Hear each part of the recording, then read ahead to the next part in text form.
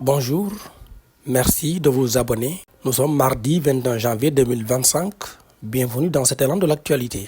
Les entreprises publiques stratégiques doivent faire l'objet d'un contrôle rigoureux et permanent, selon le chef de l'État. Le président de la République, son Excellence Bassirou Diomaye Diakhar Faye, a fait part lundi à Diamniadio Ouest sa volonté de renforcer les modes de gouvernance des entreprises publiques stratégiques, dont les activités et les performances doivent, à son avis, faire l'objet d'un contrôle rigoureux et permanent. Corruption au Sénégal, nous sommes entrés désormais dans l'ère de la tolérance zéro, a déclaré Ousmane Sonko.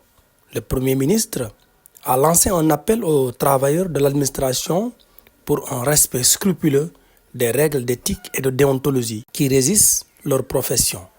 Il s'exprimait ce lundi lors de la conférence des administrateurs et managers publics organisée au Centre international de conférence Abdou Diouf CICAD à Diamniadio. Libération de René Capain Bassène. Le MFDC Mangakuru monte au créneau. Les membres de la faction de Mangakuru du MFDC ont célébré le 18e anniversaire de la mort de l'abbé Augustin Diamacoune Senghor, leader du mouvement des forces démocratiques de la Casamance, informe Seneweb.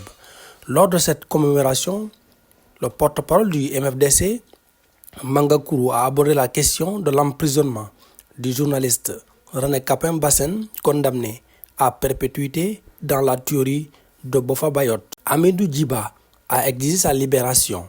Selon lui, l'État a l'obligation d'élargir le journaliste René Capain Bassène au motif qu'il est en train de subir des tortures en prison. Division spécialiste de cybercriminalité, Abou Diallo de Sen TV, gardé à vue pour incitation à la discrimination ethnique. L'ancien DG de l'APROSI arrêté.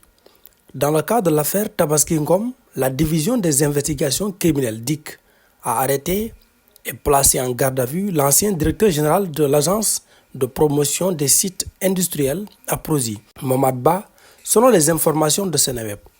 Levé de son immunité parlementaire, Farba Ngom face à la commission Hatok ce mardi. Les choses bougent pour les députés du groupe Takku Wallu.